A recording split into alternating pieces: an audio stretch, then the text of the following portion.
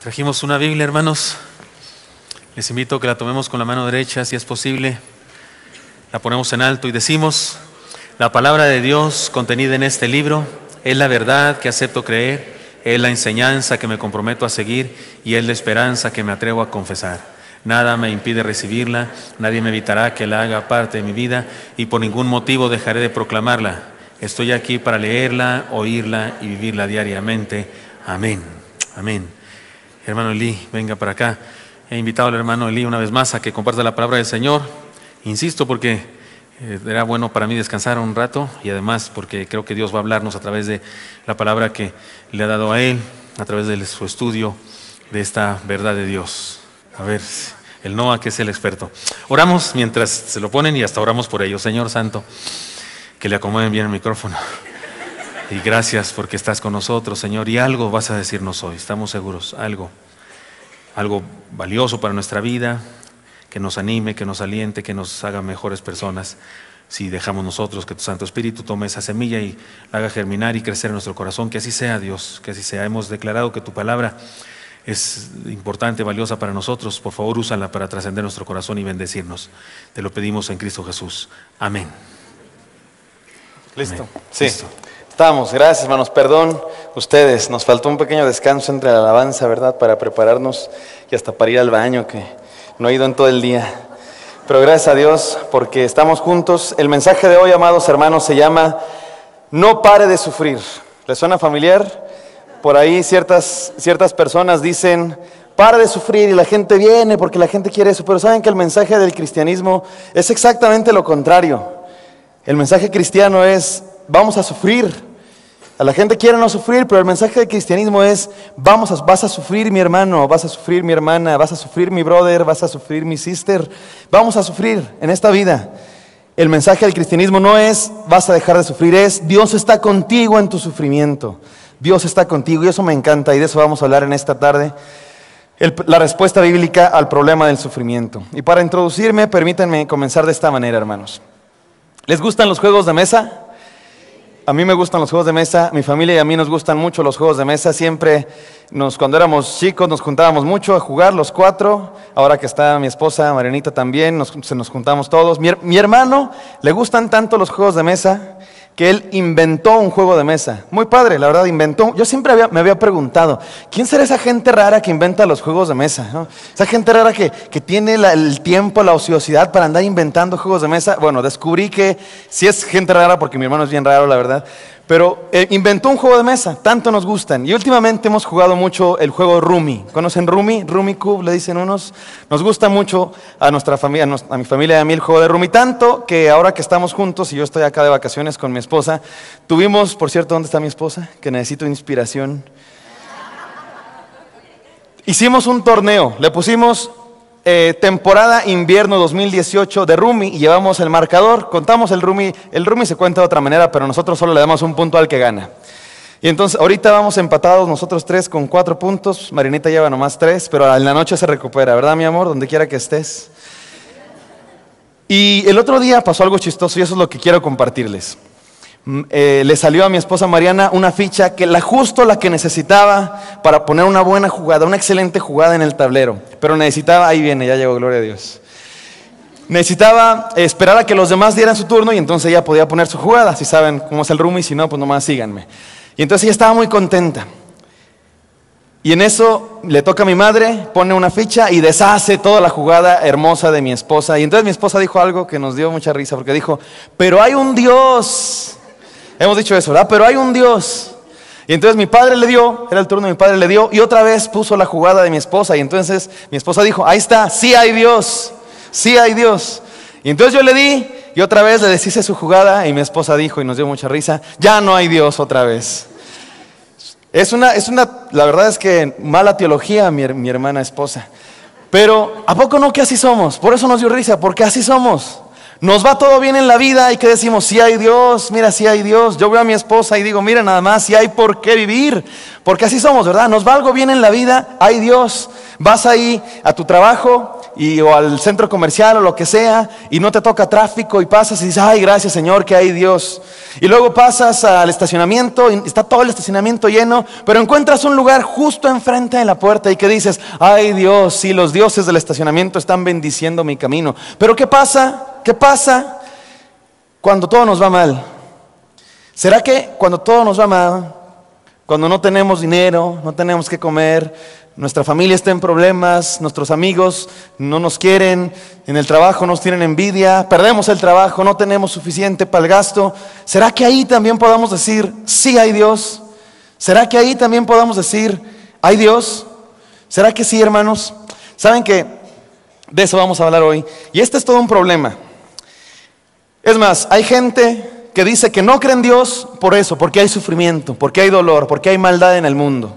Hay gente que dice, yo no puedo, fíjense el razonamiento, yo no puedo creer en un Dios bueno y todopoderoso porque hay maldad en el mundo. Fíjense, si Dios fuera bueno, no querría que la gente sufra y si fuera todopoderoso, podría quitar todo el dolor. Y entonces ellos dicen, o no es bueno, o no es todopoderoso, o no existe. Hay gente que así razona. Y hay gente que dice, yo no creo en Dios porque hay sufrimiento y hay maldad en el mundo. Y de hecho es todo un problema. En la teología y en la filosofía se llama, siempre le ponen nombres así medio fancies, el problema de la teodicea, que es el problema de la pregunta sobre la justicia de Dios. ¿Será que Dios es justo? Cuando hay gente que sufre, y gente inocente a veces sufre, niños, bebés, gente que no merece ese sufrimiento y sufre, y uno se pregunta, ¿será que es justo Dios frente al problema del sufrimiento? ¿Hay Dios? Nos preguntamos. ¿Y saben qué? Lo dicen los ateos, pero me gusta que en la palabra de Dios aparece esta pregunta. Fíjense, como dice el profeta Habacuc. ¿Hasta cuándo, Señor? ¿Hasta cuándo he de pedirte ayuda sin que tú me ayudes, sin que tú me escuches? ¿Hemos hecho alguna vez esa pregunta? Señor, ¿hasta cuándo? Hay que leerlo como con clamor, ¿verdad? ¿Hasta cuándo, Señor? ¿Hasta cuándo voy a pedirte ayuda sin que me escuches? ¿Hasta cuándo he de quejarme de la violencia sin que tú nos salves? ¿Por qué me haces presenciar calamidades? ¿Por qué debo contemplar el sufrimiento? Esto es la Biblia, hermanos, esto es palabra de Dios. Parece ofensivo, parece queja de un ateo, pero es palabra de Dios. Veo ante mis ojos destrucción y violencia, surgen riñas, abundan las contiendas. Suena a México, ¿verdad? Parece que están describiendo la cuarta transformación. Por lo tanto, se entorpece la ley y no se da curso a la justicia. El impío acosa al justo y las sentencias que se dictan son injustas. ¿Hasta cuándo? ¿Por qué nos tienes olvidados, Señor? Está en la Biblia, hermanos. Sonaría la queja de un ateo, de uno que no cree en Dios, pero está en la palabra de Dios.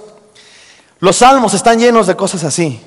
Hasta se clasifican, se llaman los salmos de lamentos. Y los que estudian los salmos los dividen: salmos de alabanza, salmos del reino, salmos de imprecatorios, ¿verdad? De imprecación. Y hay unos que se llaman salmos de lamentos, que son estas preguntas. Fíjense cómo dice el Salmo 13, un ejemplo.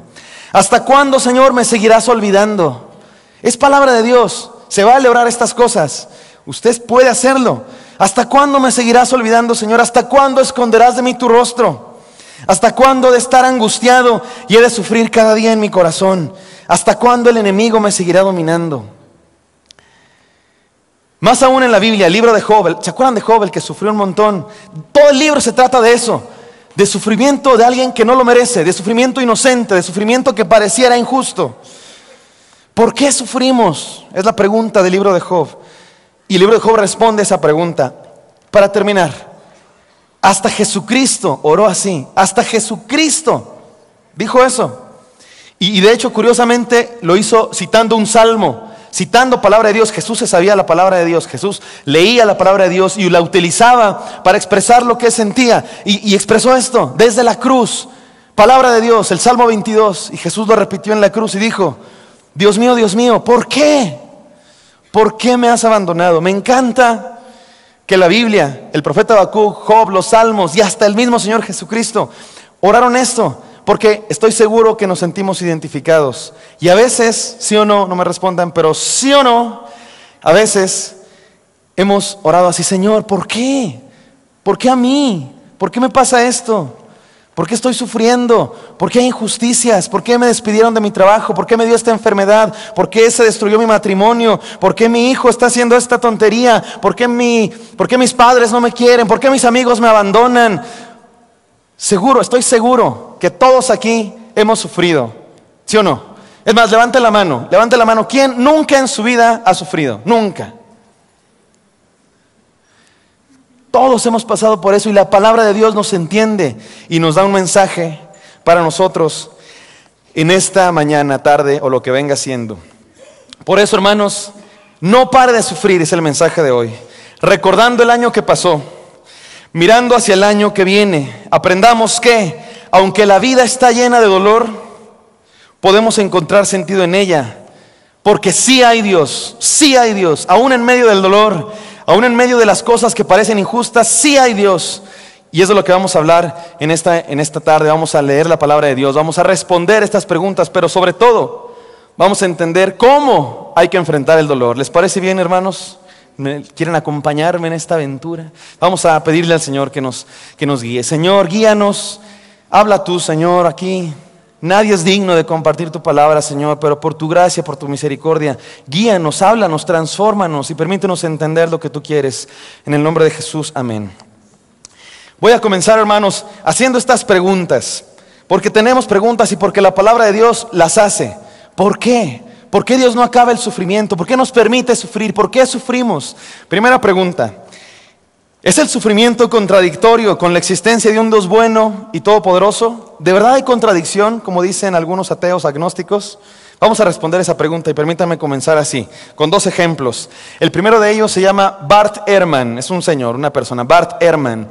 Es un historiador, es un maestro de universidad, tiene doctorado, da clases en la Universidad de Carolina, allá en Estados Unidos, y es una eminencia, es muy conocido. Y es famoso porque además salen programas de televisión y lo invitan a hacer debates, y esta es su característica por la que es más famoso, porque escribe en contra del cristianismo.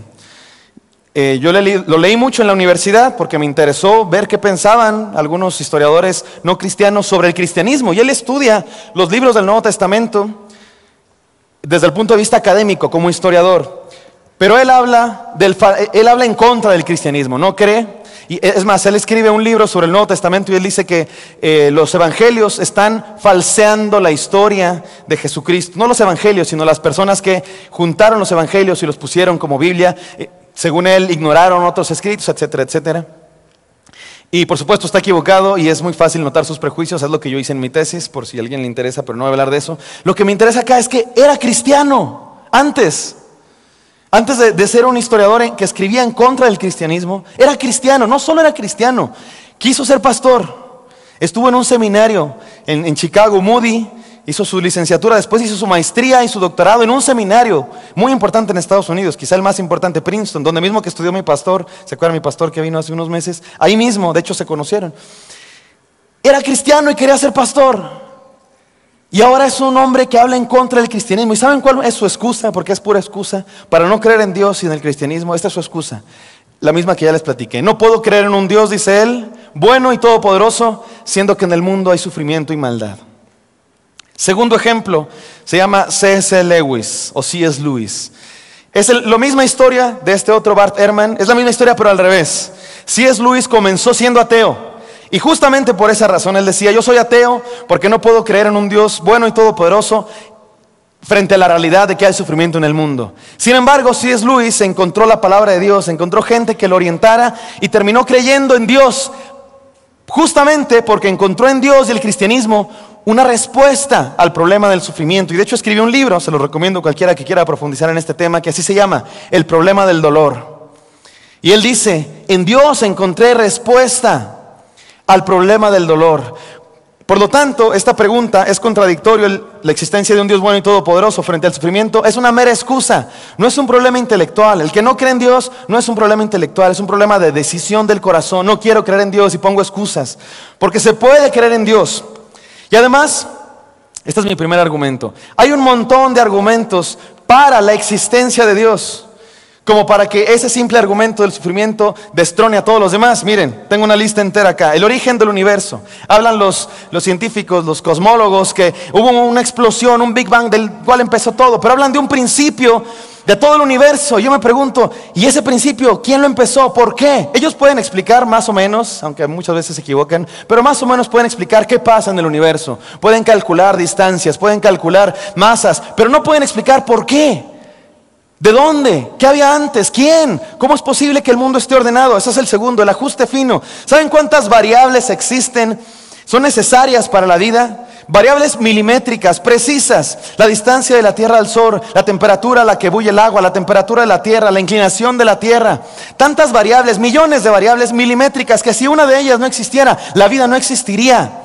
Eso nos habla de un diseño inteligente, no pudo ser azar. Las leyes de la naturaleza, los científicos pueden, les digo, comprender las leyes de la naturaleza. Dicen, sí, la gravedad es tanta aceleración, la constante de la velocidad de la luz, la constante de muchas cosas, pero no pueden explicar por qué así. ¿Por qué no tantito más o tantito menos? Simplemente son leyes de la naturaleza que ahí están. ¿Quién las puso? El origen de la vida, el origen de la inteligencia y la razón, el ADN. El ADN es un código. Mira, hermano, déjame se lo pongo de esta manera. Imagínese usted sale de su casa usted una mañana de otoño y ve usted un montón de hojas de árboles en el suelo. ¿Usted se sorprende? No, ¿verdad? Pues es otoño, las hojas se caen y ahí están. Pero ¿qué tal que usted sale una mañana en su casa y encuentra una carta de amor que dice, Alan, te amo, o el nombre que usted, Alan, te amo, Gretel, te amo, estás hermosa, lo que sea? ¿Qué dice usted? Se sorprende, ¿verdad que sí? Ahí sí te sorprendes. ¿Quién lo puso? ¿Dónde está mi enamorado secreto? ¿Sí o no? ¿Por qué? Porque es un mensaje. Es un código que tú, sabiendo español, puedes interpretar. Es un mensaje unívoco, se dice. ¿Por qué te sorprende? Por eso, porque es un mensaje. El ADN es un código. Son letras que tienen información. Una información valiosísima. El color de tus ojos, tu estatura, tu sexo. En nuestro caso, mi Padre mío, tu calvicie, ¿verdad? Bendito ADN. Se me notan las ideas, ya intenté todo, estoy resignado, ¿verdad, mi amor? Ya nos resignamos, no se preocupe por mí. El ADN es un código, son millones de letras que dicen algo de... No puede ser que apareció de la nada. El origen de la vida. ¿Cómo es posible que materia muerta se convierta en vida? Solamente por alguien que lo haga. La resurrección de Jesús, miren hermanos, yo soy historiador y soy bien escéptico, soy muy escéptico, no me creo todo, no creo en mil cosas, pero la resurrección de Jesús, hermanos, es un evento en la historia que se tiene que estudiar. Este señor del que ahorita les hablé, Bart Ehrman, ateo, agnóstico, y no solo agnóstico, sino en contra del cristianismo, escribió un libro entero para explicar por qué nació la creencia en la resurrección de Jesús. Y él dice, él no cree en la resurrección de Jesús como un hecho real, pero tiene que hablar de ella. Fíjense, ¿por qué? Porque él, un ateo, agnóstico, no cree, él dice, que los discípulos de Jesús, los primeros discípulos de Jesús, creyeran en la resurrección de Jesús, es un hecho innegable. Los primeros discípulos de Jesús creyeron en la resurrección de Jesús. No hay manera de negar eso históricamente. Y entonces él se tiene que inventar algo para explicar eso. Y él dice que fueron alucinaciones. Que todos ellos, como estaban impactados por la muerte de Jesús, tuvieron que explicar sus sensaciones, y entonces todos, o algunos, dice él, tuvieron algunas alucinaciones, fenómenos psicológicos, y entonces convencieron a todos los demás.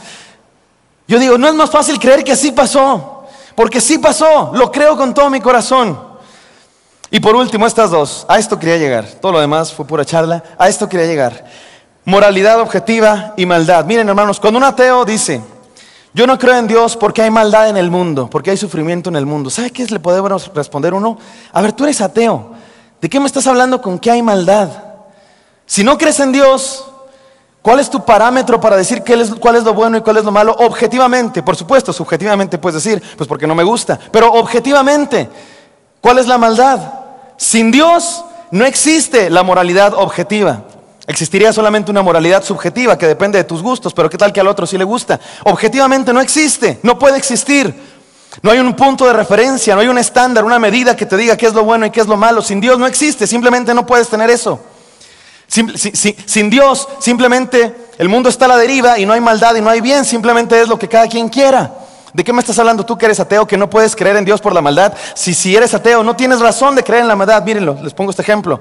Si no hubiera luz, no conoceríamos la sombra. Sin luz No puedes conocer la sombra. Solo conocemos la sombra porque sabemos lo que es la luz. De la misma manera, no sabemos lo que es la maldad. No podemos tener referencia de qué es la maldad si no fuera porque conocemos a Dios, que es bueno y que es el parámetro de bondad, que es la medida de bondad. Es como el que se pregunta, esa pregunta clásica: el que inventó un reloj, el primero que inventó el reloj, ¿cómo sabía la hora? ¿Se han preguntado eso? El primero que inventó el reloj, ¿cómo sabía qué hora era? Exactamente. Si no tienes un punto de referencia de lo que es bueno y lo que es malo, ¿cómo me hablas tú de que no creo en Dios porque hay maldad? Solo sabemos que existe la maldad porque existe Dios, que es bueno. Por lo tanto, es una mera excusa decir que no creemos en Dios por esa razón. Pero queda otra pregunta. Entonces, ¿por qué sufrimos? Está bien, no niega la existencia de Dios el sufrimiento. Pero entonces, ¿por qué sufrimos? ¿Por qué sufrimos, Señor? ¿Por qué? ¿No podías haber hecho un mundo de otra manera, donde no hubiera sufrimiento, donde no hubiera dolores? Para responder a esta pregunta, lo primero que tenemos que entender es que Dios no es el origen del sufrimiento y de la maldad. Dios no creó la maldad, Dios no creó el sufrimiento, Dios no creó el pecado. Probablemente podemos decir que Dios creó la posibilidad. Dios nos dio libertad. Dios escogió crear un mundo con libertad. Dios nos hizo con libertad y, por supuesto, la libertad incluye dos opciones. Si no hay dos opciones, no hay libertad. Libertad incluye dos opciones: el bien y el mal. Y el bien y el mal necesariamente incluye que a veces los seres humanos escogemos el mal, de hecho casi siempre. Y el ser humano usó mal la libertad. Y entonces el mundo desde entonces es un mundo donde entró el mal y por eso estamos llenos de sufrimiento y de dolor. Pero uno se pregunta, ¿para qué Dios creó la libertad? ¿Por qué no nos hizo mejor así, como con una sola opción? Nomás el bien. No habría libertad, ¿están de acuerdo? Si no hay dos opciones, si solo tenemos la opción de hacer el bien, no hay libertad. ¿Por qué Dios creó la libertad? Les voy a decir por qué algunos teólogos, y yo creo eso también, Dios creó la libertad. Porque no hay amor sin libertad.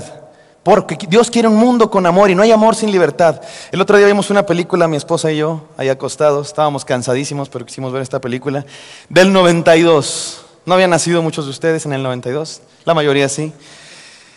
Sandra Bullock, ¿conocen a Sandra Bullock? La que acaba de ser muy famosa por una película en Netflix. Bueno, cuando estaba jovencita Sandra Bullock salió en una película que se llama Poción de Amor número 9.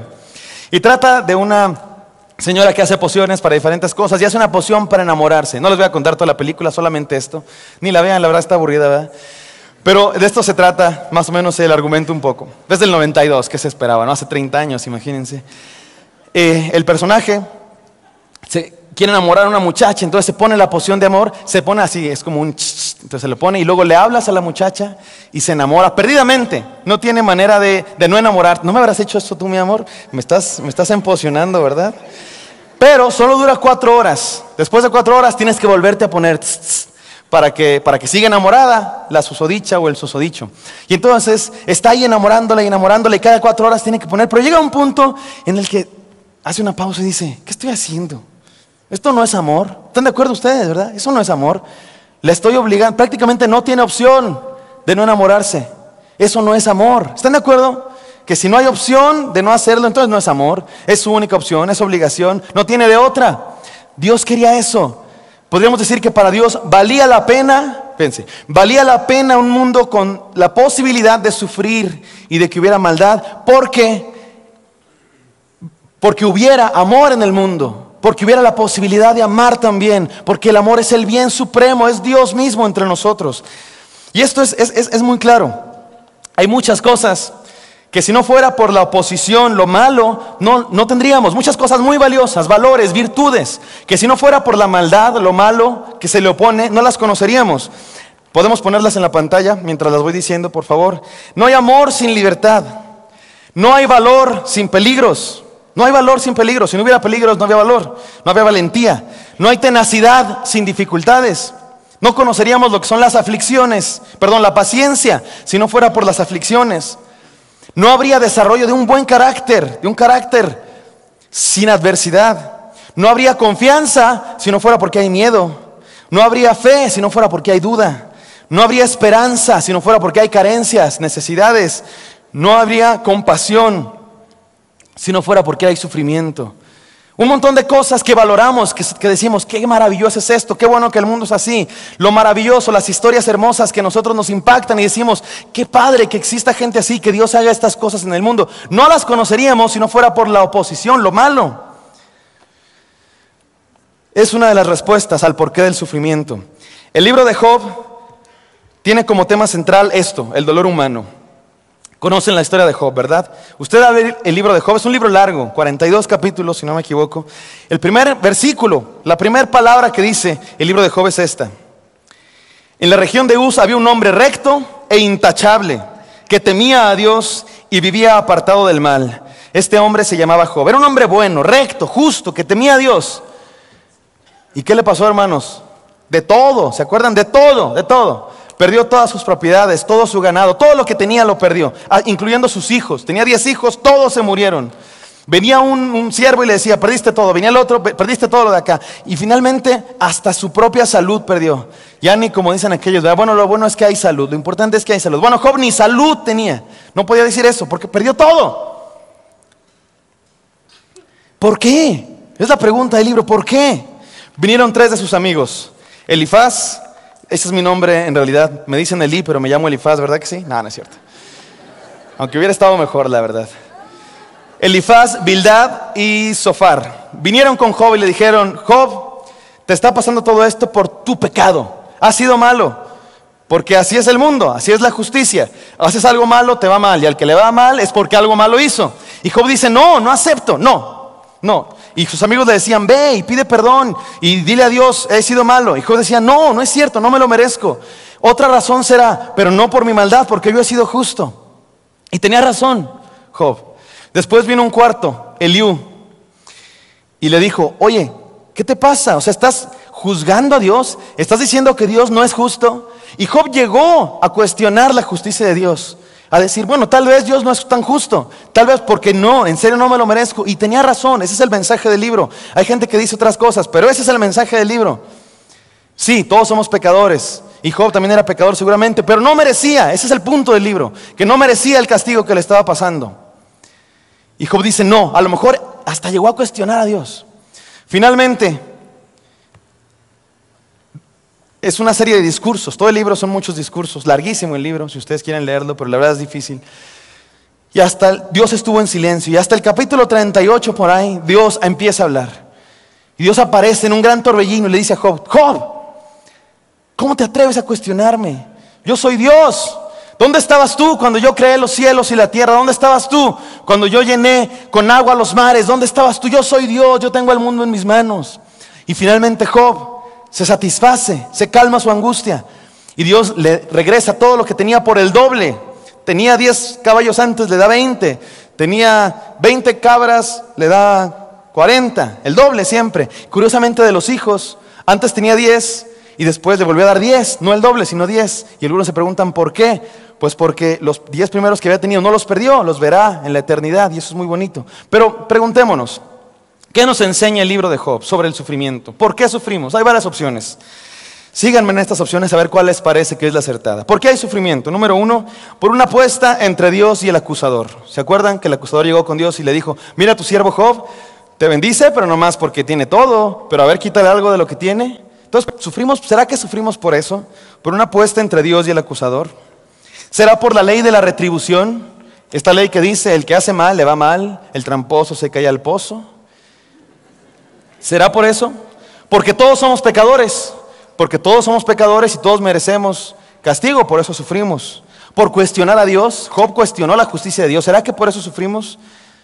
¿Cuál les gusta, hermanos? ¿Saben cuál creo yo que es? Y los que estudian el libro de Job, la mayoría llegan a decir que ninguna de estas 4, sino esta última. Porque el sufrimiento es parte de la condición humana. El sufrimiento es parte de la condición humana. Y con eso paso a la tercera pregunta. ¿Por qué Dios permite el sufrimiento? ¿Por qué Dios nos permite sufrir? Otra manera de hacer la pregunta sería, ¿por qué Dios no nos impide sufrir siempre? Que siempre nos impida sufrir. ¿Sabe qué pienso yo? Que muchas veces sí lo hace. Muchas más de las que sabemos. No nos damos cuenta, pues porque no pasan. Pero yo creo que muchas veces más de las que sabemos Dios nos impide sufrir. Pero uno se pregunta, ¿por qué no todas? ¿Por qué Dios nos permite sufrir a veces? Tengo 5 respuestas. Número 1. Pero antes, les voy a confesar la verdad. Spoiler alert.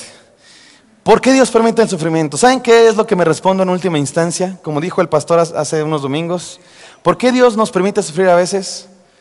No tengo la menor idea. No sé, la verdad no sé, no sabemos. No pienso que haya una respuesta completa. Voy a tratar de dar algunas. Pero más que una respuesta a nuestro sufrimiento, lo que quiero que entendamos es lo que dice la Biblia de cómo responder al sufrimiento. Respuesta número 1. El sufrimiento es parte de la condición humana. Ya lo dijimos. El sufrimiento es parte de la condición humana. C.S. Lewis, este señor del que les he estado hablando, en su libro El problema del dolor, dice que el sufrimiento es como parte de las reglas del juego. Otra vez, juegos de mesa. Esta vez el ajedrez. ¿Les gusta el ajedrez, hermanos? El ajedrez, dicen que el ajedrez es de ñoños. Yo era ñoño cuando era niño porque me gustaba mucho. Y mi papá y yo jugábamos y estaba muy padre. Pero cuando uno juega ajedrez o piensa el juego de mesa que usted quiera, cuando juegas contra alguien que no sabe tanto como tú, le das concesiones, ¿no? Es más, si tú eres muy bueno y el otro es un niño que apenas está aprendiendo, pues a lo mejor le dices, vamos a jugar yo sin torres, o yo sin alfiles, para que se empareje, ¿no? O a lo mejor le puedes hacer ciertas concesiones. A lo mejor le puedes decir, a ver, hiciste este mal movimiento, no, regrésalo, mira, mejor acá. Y entonces ciertas concesiones. Pero no puedes hacer todo el tiempo concesiones, porque entonces el juego no tendría sentido. Tiene que tener reglas, si no se convertiría en un sinsentido. Bueno, sí, C.S. Lewis dice, y es curioso, que el sufrimiento es parte de las reglas del juego. Que si Dios acabara el sufrimiento así como siempre, la vida no tendría sentido. No habría sentido en esta vida, porque es parte de las reglas del juego. Pero que sí, Dios hace concesiones a veces. Hace milagros para evitarnos sufrimiento. Pero los milagros tienen que ser infrecuentes, sobrenaturales, inesperados, asombrosos, para que sean milagros. Si fuera lo normal, si fuera lo que Dios hace siempre, no serían milagros, ¿están de acuerdo? Sería lo que Dios hace siempre, ni cuenta nos daríamos. Ahora, yo estoy convencido, no me malentiendan, Dios siempre actúa, Dios hace salir el sol, nos despierta cada mañana, el palpitar de nuestro corazón, todo eso, podemos decir que son milagros. Pero estoy hablando de Dios con poder interviniendo en el mundo para cambiar el curso natural de las cosas. Eso es infrecuente, raro, asombroso, pero es maravilloso cuando lo hace, justo por eso, porque es milagro, es milagroso. Pero ¿por qué Dios no lo hace todo el tiempo? Pregunta número 1, ¿por qué es parte de la condición humana? Es parte de las reglas del juego. Sin embargo, y esto sí es enseñanza bíblica que quiero que tengamos, todo lo demás puede ser a lo mejor reflexión, pero esto dice la Biblia, 3 cosas. Dios sí hace algo para eliminar el sufrimiento. Nos preguntamos, ¿por qué Dios no elimina el sufrimiento? ¿Y saben qué es la respuesta? Dios sí hace algo, sí hace. Es más, toda la historia de la Biblia es Dios corrigiendo el problema del ser humano, la maldad, esa libertad que usamos mal y entró la maldad en el mundo. En Génesis, después creció y creció y creció. ¿Se acuerdan ustedes? La Torre de Babel, y luego los hijos de Dios teniendo sexo con las hijas de los hombres, y luego la época de Noé, donde Dios se hartó y dijo, todos están muy mal, pecadores. Y entonces Dios manda el arca de Noé, y luego escoge un pueblo, y luego manda reyes y profetas y jueces. Toda la historia de la Biblia es Dios corrigiendo ese problema. Es Dios diciendo, no estoy de brazos cruzados ahí viendo cómo sufren. No, si hago algo, me involucro, de verdad hago algo. Número 2, y esa es la prueba máxima de que Dios hace algo, Jesucristo.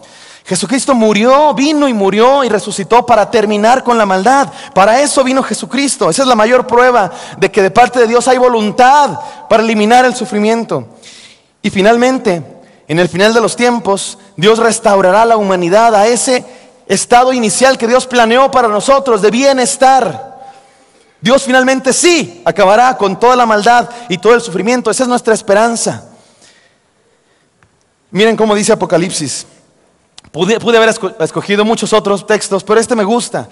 Hablando de Dios destruyendo por completo a la maldad. No lo tengo aquí, dice así. Enjugará Dios toda lágrima. Me encanta eso. ¿Ha llorado usted, hermano? ¿Ha llorado? ¿Quién no ha llorado? Hemos llorado. Ahí en nuestra cama, en el baño, de rodillas en el asiento del sofá, manejando. Hemos llorado. Me encanta porque Dios dice, Dios enjugará toda lágrima de los ojos de ellos, y ya no habrá muerte, ni habrá más llanto, ni clamor. Dios acabará con el dolor. Me encanta pensar así como un niño chiquito ahí llorando amargamente, y llega el Padre amoroso y le dice, ya no llores, yo voy a terminar con todo tu dolor, y enjuga sus lágrimas. Me encanta eso, porque eso es lo que Dios promete hacer. con nosotros. Y Dios hace algo para terminar con nuestro dolor y con nuestro sufrimiento. Dios no está de brazos cruzados. Entonces, dijimos, número 1, el sufrimiento es parte de la condición humana. Número 2, el sufrimiento puede traer un bien mayor. A veces el sufrimiento puede traer un bien mayor. Mira, hermano, ¿sí o no? Que el sufrimiento ayuda. A veces es muy obvio, cuando vas al gimnasio y haces mucho ejercicio, al día siguiente te duele todo, pero es un dolor placentero a veces, ¿no? Porque es un dolor que sirve. Un dolor de muela. ¿Te duele la muela? Si no te doliera la muela, esa infección crecería y crecería, hasta podrías matarte. Literal, hasta podría matarte.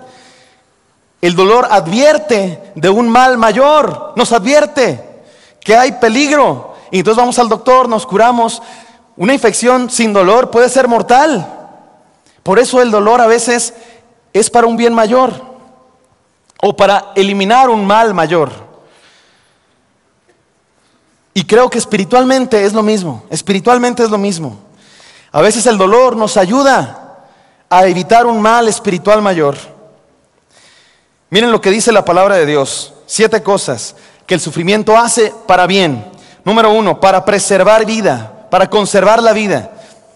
Génesis 50:20, José le dice a sus hermanos, ¿se acuerdan? José es vendido por sus hermanos querían hasta matarlo, es vendido, llega a Egipto, pasan muchas cosas, finalmente él le dice a sus hermanos esto: vosotros pensasteis mal contra mí, mas Dios lo encaminó a bien para hacer lo que vemos hoy.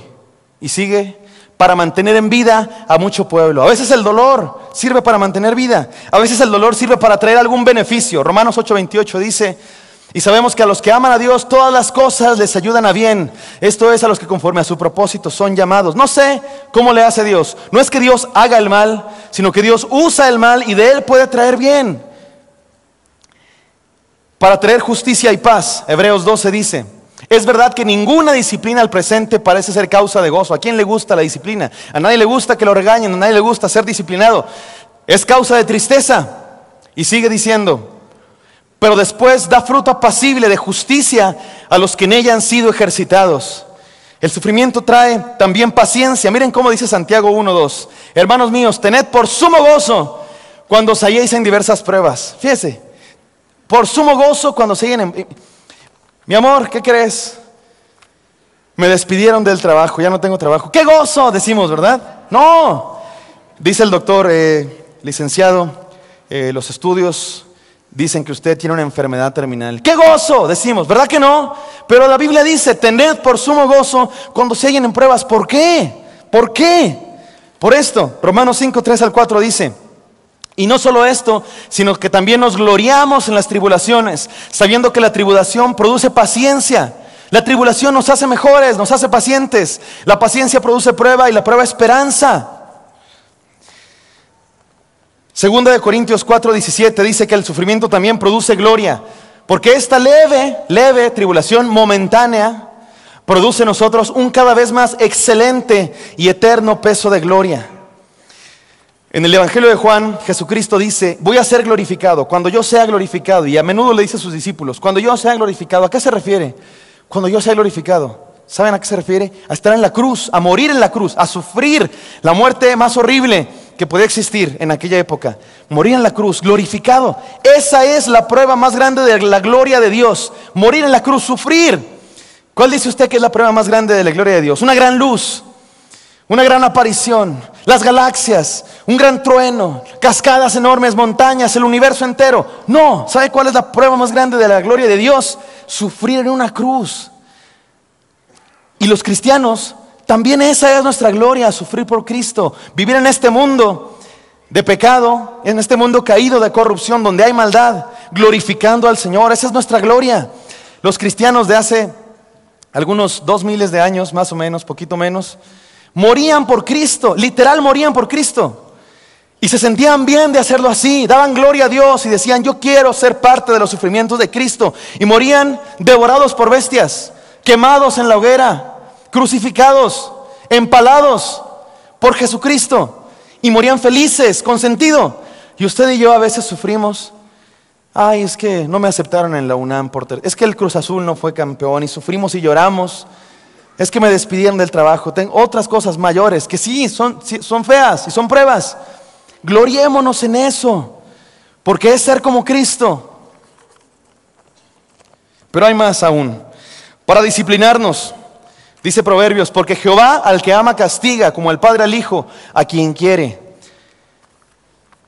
Miren, hermanos, les voy a confesar algo que ya se los he confesado antes, pero para los que no estaban antes.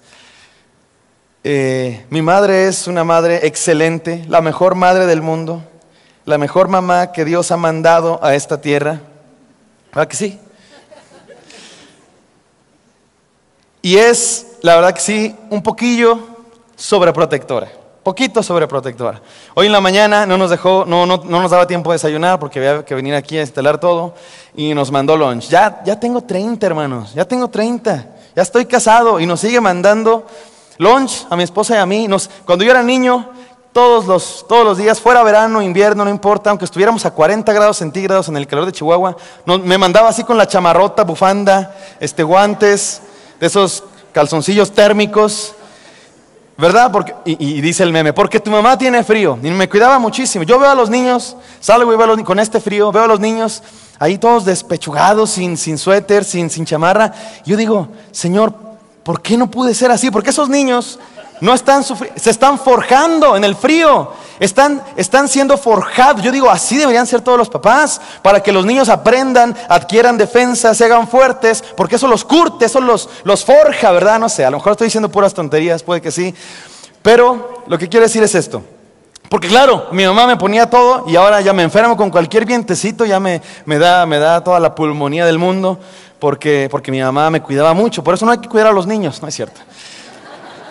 No se crea, estoy diciendo puras tonterías. Yo no le voy a decir cómo educar a sus hijos, pero lo que quiero decir es esto. Miren, Dios no quiere niños mimados.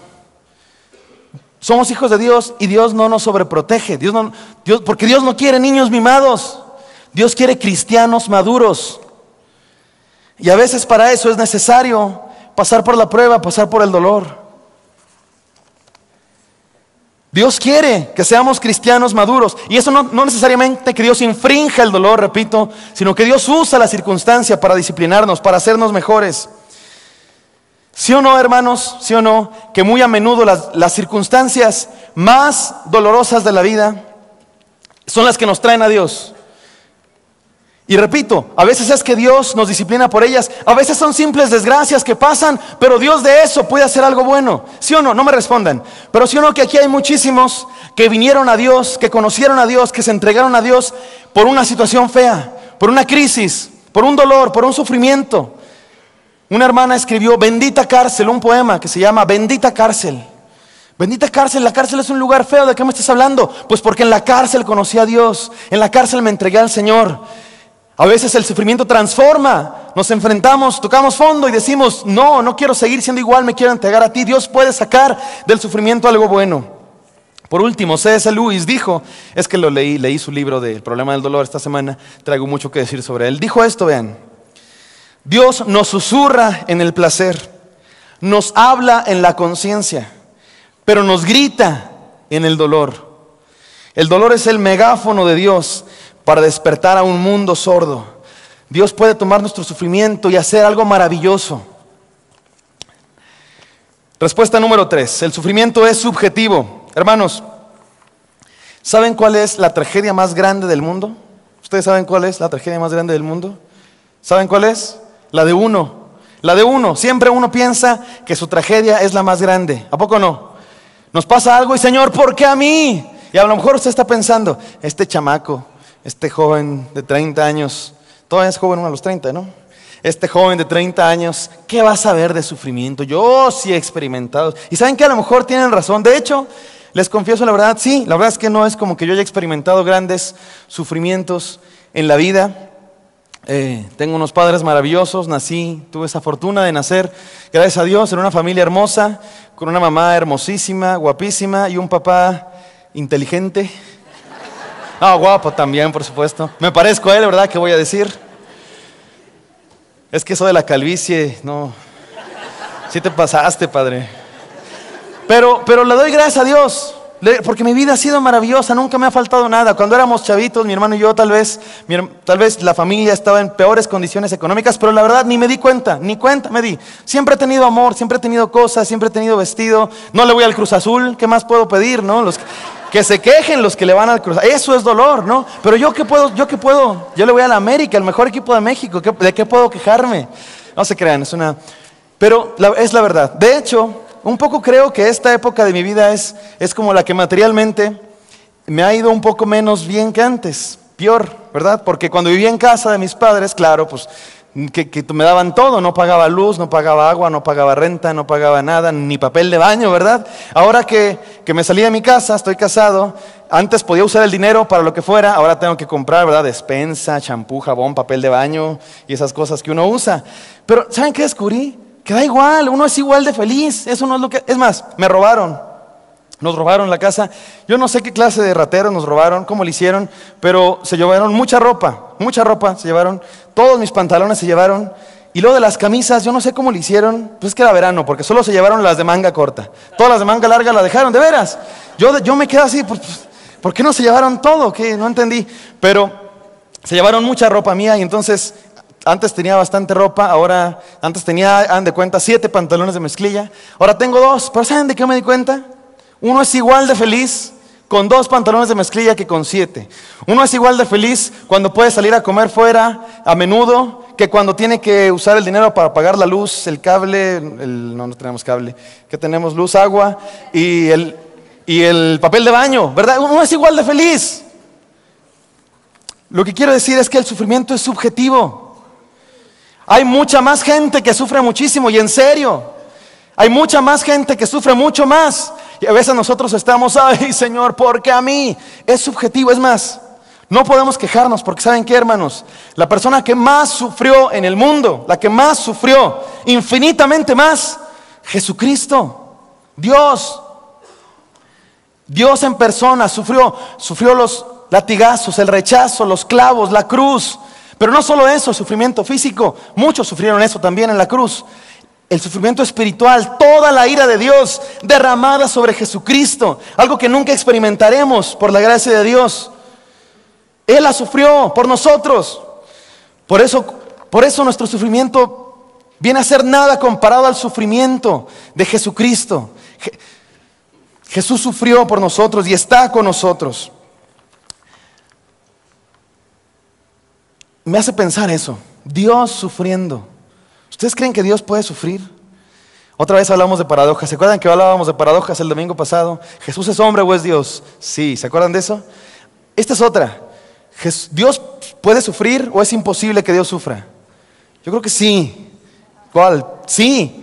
Dios es perfecto, es trascendente, es absolutamente perfecto, no le falta nada, no le sobra nada, nada puede hacerlo moverse, cambiar. Sin embargo, sufrió en Jesucristo, en la cruz, porque era Dios hecho hombre. Y hay teólogos que dicen, y creo que es correcto, dicen, bueno, Jesús sufrió en la naturaleza humana, pero su naturaleza divina permaneció intacta. Y puede ser, pero a veces siento que es como minimizar el sufrimiento, porque sí sufrió, o sea, en serio sufrió, no es broma, no fue como apariencia nomás, no, Dios sufrió en Jesucristo. Y hay teólogos que incluso dicen, no, Dios sí sufre, porque el sufrimiento no es signo de imperfección. Al contrario, sufrir es símbolo de más perfección. Porque ¿a poco no? Un padre, mientras más bueno, o cuando es bueno, sufre por su hijo. Cuando se porta mal, cuando le va mal, cuando algo, sufre por él. Por eso no es símbolo de imperfección el sufrimiento. Entonces Dios sí puede sufrir, claro que de diferente manera. Dios sufre de diferente manera, dicen estos teólogos. Todo eso me parece muy complicado como para dar una respuesta contundente, pero usted piensa lo que quiera. El punto es que Jesús sí sufrió por nosotros. ¿Qué podemos andarnos quejando? Dios, ¿por qué no me entiendes? Sí te entiendo, dice Dios. Yo también sufrí. Dice Hebreos, no tenemos un sumo sacerdote que no nos entienda, sino uno que en todo fue tentado como nosotros. Por eso podemos acercarnos confiadamente al trono de su gracia. Uno se acerca con confianza al que te entiende, al que sabe por lo que estás pasando. Dios sufrió con nosotros. El sufrimiento es subjetivo. Número 4. El sufrimiento es relativo. Miren, hermanos, piensen en un juez, esos jueces que dicen culpable, inocente.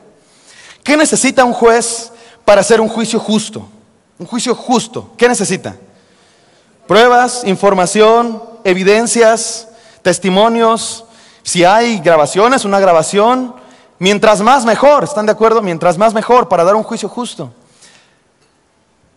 ¿Cómo juzgamos a Dios de que si es bueno o no sufrir, de que si es justo o no sufrir? Nosotros no tenemos información suficiente. Tenemos la mirada finita, tenemos la mente finita, se nos acaba la inteligencia. ¿Saben quién tiene todas las pruebas, toda la evidencia, toda la información de lo que nos pasa? Dios. Dios conoce todo, Él creó el mundo. Él es el creador, Él ve todo lo posible, todos los posibles resultados, todas las variables, Dios las conoce. Entonces no podemos juzgar una situación, es relativo el sufrimiento. No sabemos si este sufrimiento sirve para evitar un mal peor. No sabemos si este sufrimiento que estoy pasando a lo mejor es para el bien de otra persona, me despidieron del trabajo. Dios te dará otro, pero ¿qué tal que ese puesto lo va a agarrar a alguien que estaba a punto de suicidarse y su familia estaba en la quiebra y Dios va a usar eso para no lo sé, ese es el punto, que no sabemos. Dios sí lo sabe, Dios conoce, Él tiene toda la información. Miren, hermanos, hay tantas cosas que no sé en la vida. No puedo explicar por qué pasan tragedias. Gente que muere, gente inocente, gente que sufre, no sé. Pero 3 cosas estoy segurísimo. Y si usted no ha escuchado nada o todo le ha parecido muy complicado, esto es verdad bíblica y es lo que nos debemos quedar. Número 1, Dios puede. Dios es poderoso. Dios puede, Dios es poderoso. Dios tiene la capacidad, el poder de actuar en el mundo. Número 2, Dios nos ama, es bueno. Voy a contar un chiste. Por favor no se rían porque está muy malo. Pero dice que una persona llegó, otra religión, un creyente en otra religión, y llegó a su templo y le empezó a decir a su Dios: Dios, pues te sirvo y te doy gracias, aunque todo me está yendo mal. Mi esposa me dejó por mi mejor amigo, mis hijos me odian, mis amigos me abandonaron, tengo una enfermedad terminal, dijeron los doctores, me queda poco tiempo de vida, le voy al Cruz Azul. Estoy yo duro y dale con el Cruz Azul, ¿verdad? Acabo de tener un accidente, me rompí 3 costillas y un brazo y una pierna, pero aquí estoy. Y baja una mano del cielo de su Dios y le dice: hijo, ¿qué no ves que me chocas? Y lo aplasta. Se saben ese chiste ustedes, ¿verdad? Es un malísimo chiste, tiene una mala teología, porque ¿saben qué? El Dios en el que nosotros creemos, nada que ver con eso, nada que ver. Él no tiene la culpa, ¿sí? Él no tiene la culpa de lo que nos pasa. Dios no lo causa. Un maestro me ayudó a entender esto, a lo mejor hasta demasiado. Tengo un maestro, uno de los principales maestros que yo quiero y que admiro allá en el seminario. Es un viejito ya, pero es un tipazo, quizá el más famoso de todos mis maestros. Arminiano hasta los huesos. Y él dice que cuando él era niño, su madre murió cuando él era niño, y que él no entendía, y que él se sentía muy mal, y que la gente llegaba con su padre y a la familia a decirles: no se preocupen, Dios tiene un plan, Dios tiene un plan, Dios tiene un plan. Y mi maestro dice que eso nunca le llenó de satisfacción. O sea, ¿cómo que Dios tiene un plan? O sea, ¿Dios mató a mi mamá? ¿O qué? Y eso como que no le satisfacía. Y a mí, le soy sincero, a veces nos puede servir esa palabra, Dios tiene un plan, y creo que es cierto. Pero eso no significa que Dios haya hecho eso. Dios no mató a su mamá, Dios no te mandó esa enfermedad. Prefiero que digamos esto: Dios está contigo. Dios está contigo en el dolor, no es su culpa. Él no mandó la calamidad, Él no mandó el problema. Él es bueno, todo lo que hace Dios es bueno. La carta de Santiago dice que Dios no tienta a nadie, porque todo don perfecto y toda buena dádiva descienden de lo alto del Padre de las luces, en el cual no hay sombra ni cambio de variación. Santiago 1:18 o por ahí. Dios no hace cosas malas, Dios manda lo bueno, solamente cosas buenas vienen de las manos de Dios. Y está con nosotros en el dolor. Es poderoso, nos ama, es bueno, está con nosotros. Y número 3, está involucrado. No es un Dios bueno y todopoderoso que dijo: bueno, ahí va el mundo, me voy y a ver cómo les va. No, Dios está ahí, está involucrado. Cuando estamos sufriendo, Él está con nosotros. Lo demostró en Jesucristo, Él está con nosotros. Respuesta número 5 y última. El propósito de la vida no es la comodidad, hermano. El propósito de la vida no es la comodidad, no es la felicidad en el sentido humano, material. Yo creo que sí es la plenitud, la felicidad en el sentido de Dios, pero no en el sentido material. A veces nos preguntamos, Señor, ¿por qué no soy millonario? ¿Por qué, Señor? ¿Por qué no puedo viajar a Hawái y a Dubái todos los fines de semana? ¿Por qué no tengo un Lamborghini, un Porsche y un Mustang con incrustaciones de diamantes, Señor, y llantas de oro? ¿Por qué? ¿Por qué no tengo toda la ropa de marca? Porque Dios nos responde, porque ese no es el propósito de la vida. No viniste a este mundo a estar en tus laureles nada más. El sufrimiento es parte de la vida. Jesucristo dijo, bienaventurados los que sufren, bienaventurados los que lloran, bienaventurados los que pasan por pruebas, bienaventurados los que a los que los persiguen. Moisés, Pablo, Pedro, Juan, Santiago, Jeremías, nuestros héroes de la fe, sufrieron. ¿Cómo esperamos nosotros no sufrir? Es parte del cristianismo la experiencia del dolor. Jesucristo mismo, nuestro Señor, lo hizo, por supuesto. Y como dijo el apóstol Pablo, todo lo tengo por basura a fin de conocerle y formar parte en sus sufrimientos. Eso lo dijo Pablo. Pablo estaba hablando de su vida. Yo tengo títulos, tengo credenciales, soy conocido, soy famoso, pero todo eso lo tengo por basura, dice Pablo, a fin de conocer a Dios. Ese es el punto de la vida, conocer a Dios. Jesucristo también dijo en Lucas, justamente cuando le hicieron esta pregunta, ¿por qué hay sufrimiento? Y Jesucristo dijo, de hecho lo tenía por acá, pero ya no lo leí. Jesucristo dijo que no es por el pecado. Le preguntaron a Jesús, oye, ¿por qué murieron estas personas? Y Jesús dijo, no es porque fueran más malos, peores que los demás. Es porque vivimos en un mundo de corrupción, de maldad, donde hay sufrimiento. Pero entonces, ¿cuál es el propósito de la vida? ¿Cuál es el propósito de la vida? ¿Saben cuál es, hermanos? Y con esto entro al desafío. El propósito de la existencia es conocer a Dios. Conocer a Dios. He dicho algunas respuestas al problema del dolor. Pero más que respuestas, quiero pensar en cuál debe ser nuestra actitud ante el problema del dolor. ¿Cuál debe ser nuestra actitud? ¿Cómo debemos enfrentar el dolor? Y para ello quisiera que recordáramos otra vez el ejemplo de Job. Job estaba angustiado, triste, confundido, sin respuestas. ¿Nos hemos sentido así, hermanos? ¿Se han sentido así alguna vez? No entendemos por qué nos pasa lo que nos pasa. Y preguntamos, Señor, ¿por qué? Y a veces no escuchamos su voz. Y a veces estamos angustiados. Y no podemos más. Y vemos todo borroso, una luz como solamente negro, sin luz al final del camino. Y vamos a Dios. ¿Y por qué, Señor? Y Dios parece no responder. ¿Se han sentido alguna vez así, hermanos? Sin embargo, Job fue calmado. Se le acabó su angustia. ¿Cómo se le acabó su angustia? ¿Cómo se le acabó la angustia a Job? Estaba angustiado, con tanto sufrimiento, y Dios lo calmó. ¿Cómo? ¿Cómo? ¿Fueron los amigos de Job que le dijeron, pide perdón y arrepiéntete porque has pecado? No, porque no hizo eso. Fue el cuarto amigo el que le dijo, no juzgues a Dios. Y entonces ya Job entendió, no fue eso tampoco. Fue que Dios le recuperara todas sus pertenencias perdidas. Ya, Job, no estés llorando, ahí te va. Tus vacas, tus ovejas, tus hijos, tus propiedades. ¿Fue eso lo que lo calmó? No, antes de que se recuperara todo, Job ya estaba calmado. De hecho, que Dios le recuperara todo fue al final, es como un apéndice del libro. Podría no estar en el libro y el mensaje seguiría siendo poderoso para nosotros.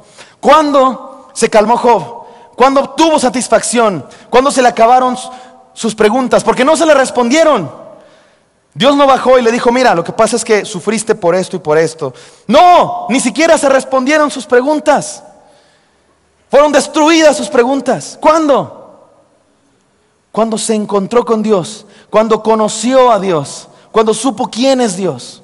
Miren cómo dice Job 42.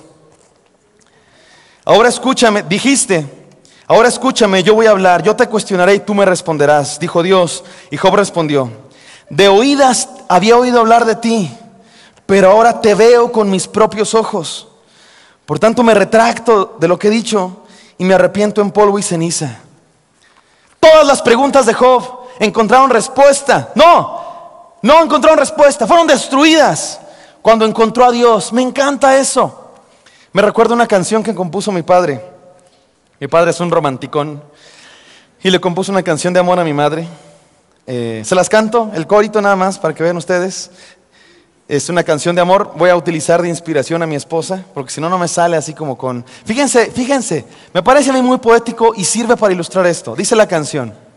La canción se llama Te amo y dice muchas frases. Te amo como Don Quijote a su Dulcinea. Te amo, bla, bla, bla, bla, bla. Y el coro dice así.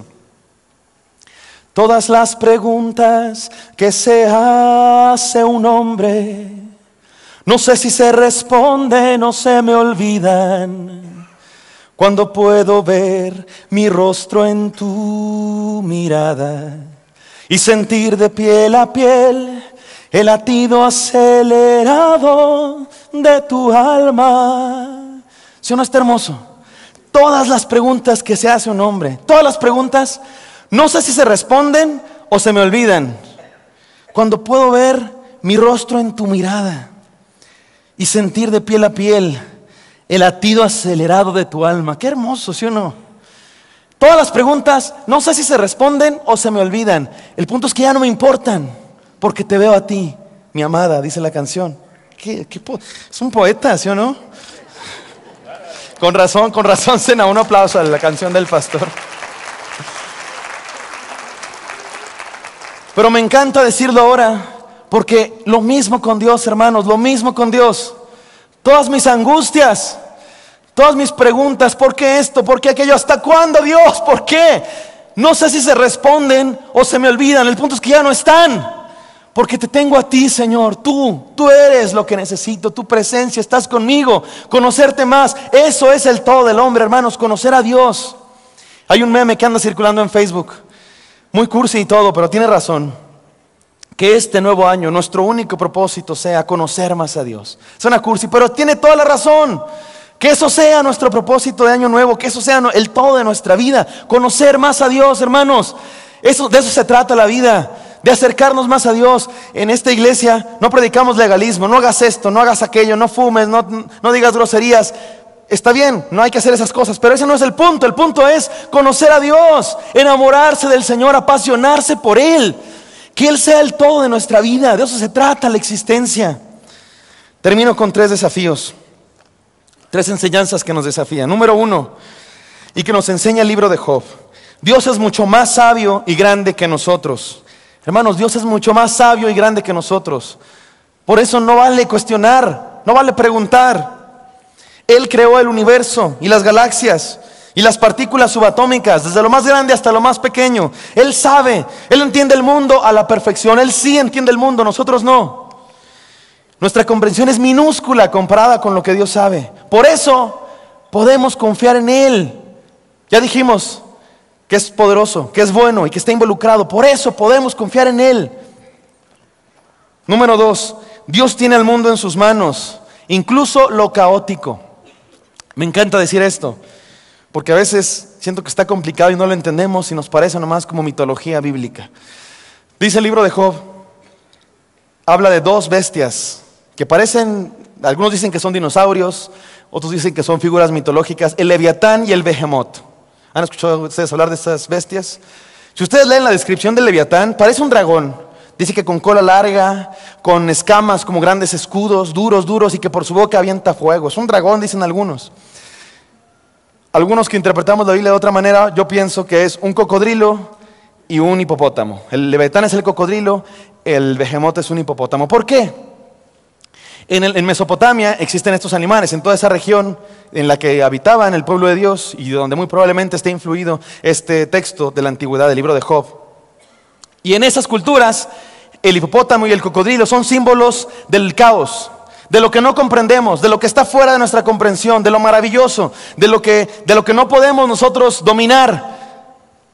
Claro, el día de hoy hemos crecido en tecnología, el hombre tiene fuerza, conoce el planeta, hacemos mapas del mundo, hacemos excavaciones, domesticamos animales, tenemos zoológicos, y a lo mejor el cocodrilo y el hipopótamo ya no nos parecen así como las grandes, pero incluso hoy el cocodrilo y el hipopótamo son bestias que incluso el día de hoy matan montones de gente, son símbolos del caos, de lo que no entendemos, de los que está fuera de nuestro alcance y control. Me encanta eso, porque Dios dice, yo controlo eso, lo que no entiendes Yo sí, yo lo controlo, dice Dios.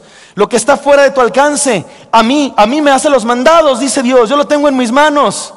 Los grandes bestias del mundo, ¿cuáles son tus bestias, hermano? El desempleo, los problemas familiares, las enfermedades, el desamor, el engaño, la tristeza, las enfermedades. ¿Qué es tu Leviatán y tu Behemoth? Tus bestias que no entiendes, tus problemas que no puedes controlar. ¿Sabes qué dice Dios? Estoy encima de eso y yo sí lo entiendo. Y cuando te parece que tu vida va a la deriva y que todo es un caos y que no entiendes por qué está pasando lo que está pasando, Dios dice, yo sí entiendo y yo estoy al control. Y yo sigo amándote, y yo sigo siendo bueno, y yo sigo estando, y yo sigo existiendo, dice Dios, porque sí hay Dios. Aunque te quiten tu jugada del Rumi, sí hay Dios. Y aunque tengamos enfermedades, sí hay Dios. Es más, en nuestras enfermedades, ahí está Dios. Y por último, Dios es todo lo que necesitamos para ser plenos. Job encontró paz, incluso antes de que Dios le diera todo. Que Dios le regresara todo, no fue un premio. Así como de muy bien, Job, pasaste la prueba, ahí te va el premio, ¿no? Tipo Chabelo al final, ¿no? La catafixia o lo que sea. No fue así. Fue un acto de amor de Dios porque se le dio la gana, no como premio. Si fuera premio, iría en contra de toda la enseñanza del libro de Job, que es que la ley de la retribución no existe. No es que si te va bien es porque has hecho bien, o porque si te va mal es porque has hecho mal. No, ese es el punto del libro, que no es así. Por eso el amor de Dios es de a gratis, porque se le dio la gana darnos cosas. Pero eso no es el punto de la vida. El punto de la vida es conocer a Dios. Job encontró satisfacción en Dios incluso antes de tener todo. Dios quiere que aprendamos a que Él sea todo lo que necesitamos, a ser plenos simplemente porque tenemos a Dios, como dice la palabra. Mas buscad primeramente, primero que todo, el reino de Dios y su justicia. Lo demás vendrá. Y a lo mejor no vendrá, o a lo mejor vendrá poquito. ¿Qué importa? Porque Dios es todo lo que tenemos, es todo lo que nos hace falta. Dios sí quiere que seamos felices, Dios sí quiere que seamos felices. Pero sabe que solo alcanzaremos plenitud cuando hagamos de Él nuestro todo. ¿Sabes cuándo encontrarás felicidad plena, hermano? ¿Cuando tengas un Lamborghini? No. ¿Cuando tengas todo el dinero del mundo? No. ¿Cuando estés sano por completo? No. Cuando no tengas problemas de relaciones con familiares, parientes, esposa, hijos, no. Cuando el Cruz Azul sea campeón, no. ¿Sabes cuándo serás pleno? Cuando conozcas a Dios, cuando tengas a Dios como tu todo, cuando Dios sea todo lo que necesites, entonces serás pleno. Y a lo mejor entonces tendrás todo lo demás, no lo sé, no lo prometo, pero no importa, porque Dios es lo que necesitas. Termino con esta enseñanza, historia. ¿Cómo se llamaba? Eli Weasley, un judío en la época de la Segunda Guerra Mundial, que fue un campo de concentración. Búsquenlo en internet. Ha escrito muchas cosas porque sobrevivió a los campos de concentración.